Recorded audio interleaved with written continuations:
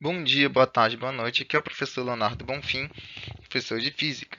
Então vamos lá, né? Agora vamos para a nossa unidade 8 sobre ferramentas e máquinas simples.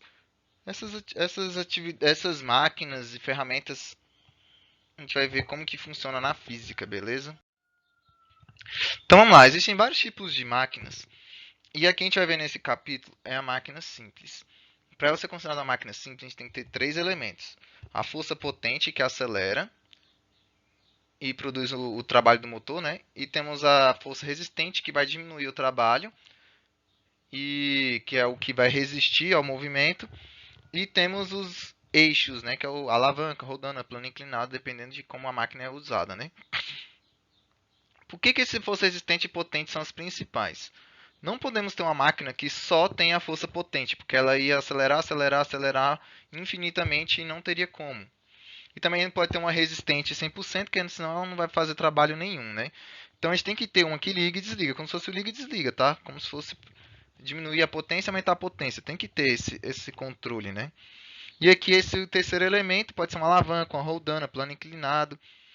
E vamos ver que na física, todo lugar a gente está tendo física. Todo lugar que a gente olha tem física, né? Então lá, ferramentas simples. Então a ferramenta simples, ela veio para auxiliar todo mundo, a facilitar a nossa vida, né? Então, a gente não faz uma máquina, uma ferramenta para atrapalhar a nossa vida, sempre para facilitar. Então a gente usa várias máquinas, a gente pode usar uma televisão, a gente pode usar um alicate, a gente pode usar um carrinho de mão, a gente pode usar uma alavanca, a gente pode usar tanta coisa, a gente uma maçaneta de uma porta, sempre isso são ferramentas e máquinas que são utilizadas no nosso cotidiano. A Arquimedes falava assim, ó, que se me derem uma alavanca em um ponto de apoio, eu deslocarei o mundo. Ou seja, essa peça aqui, gente, ó, onde eu tenho aqui uma alavanca, uma peça de apoio, eu consigo levantar tudo. Então ele falava que você conseguia fazer tudo com esse tipo de maquinário, né? Então vamos às alavancas. As alavancas a gente tem aqui a forma que é força 1 e D1, que são dois braços, né? A gente tem esse braço aqui e esse braço de cá, tá? Então a gente tem o equilíbrio aqui. Esse é o braço 1 e esse aqui é o braço 2, que a gente chama, beleza? Então a gente tem a força 2, que vai ser exercida aqui, e a distância 2. Elas podem entrar em equilíbrio, tá? Então, para entrar em equilíbrio, tem que fazer uma força maior para cá, e aí ela vai entrar em equilíbrio aqui. E a gente tem que usar braços de tamanho diferente, beleza? Então, quando tem aqui um carrinho de pedreiro, tem um braço aqui, a gente pega e coloca a carga lá na ponta para poder fazer um braço menor, para a gente poder fazer menos força. Então, aqui a gente tem vários tipos de exemplos de maquinário aqui. Ó. A gente tem aqui onde tem um trator, a gente tem aqui o apoio, né? E a gente tem aqui um tipo de alavanca, tá vendo? A gente usa aqui como alavanca, esse aqui é o apoio, ó, dois braços, braço 1, braço 2. Apoio e as forças e as alavancas aqui, ó, tá vendo? Apoio, força um e apoio. Então a gente sempre tem aqui, ó, um menor e um braço maior, beleza? Isso aqui são exemplos de alavancas. Rodas e eixos. Antigamente a gente usava para, por exemplo, que nem esse pulso. A gente usava roda, a gente rodava essa manivela aqui, ó, tinha uma manivela aqui, a gente tinha a corda e vai puxando, puxando, puxando, fazendo força. O trabalho vai ser o mesmo do que eu puxar elas reto. Se eu puxar ela só reto aqui, eu vou ter menos corda do que enrolar e puxando, rolando aqui, beleza? Então, qual é o segredo? É aumentar a distância para usar menos força, para realizar o mesmo trabalho. Porque lembrando que trabalho é força vezes a distância. Então, se eu reduzir se eu aumentar a força, se eu dobrar a distância, eu vou usar a força pela metade. Beleza? E vice-versa. Então, se eu quiser encurtar a distância, eu vou ter que aumentar a minha força para realizar o mesmo trabalho.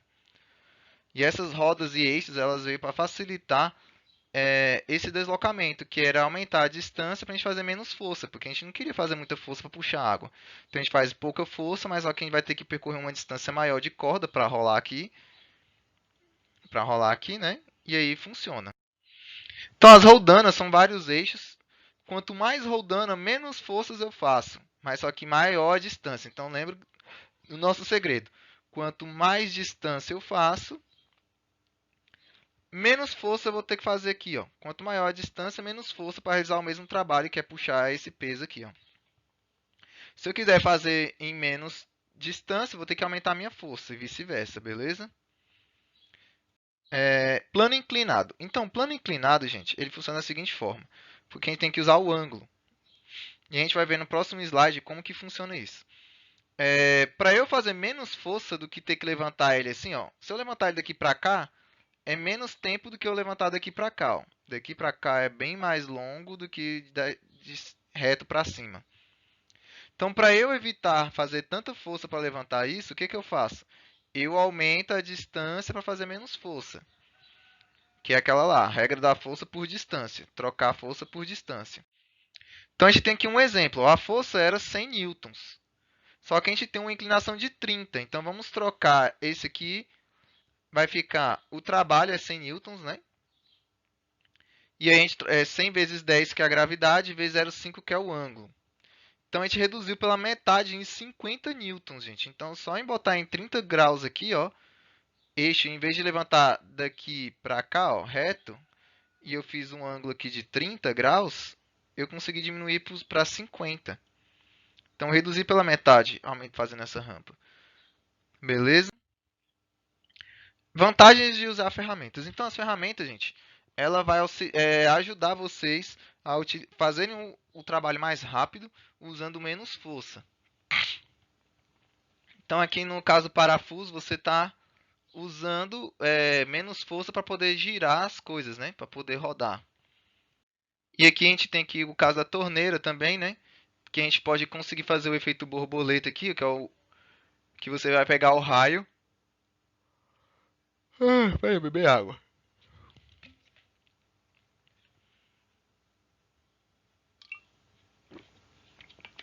Então aqui, ó, eu pego uma torneira, o comprimento dela dividido pela espessura do pino, que aí vai dar 9 vezes menor a força. E aí a vantagem é que eu estou ampliando a força que eu consigo fazer, tá? Então eu estou usando menos força aqui. Então, galera, essa foi a nossa última aula. Essa aqui é uma parte mais teórica.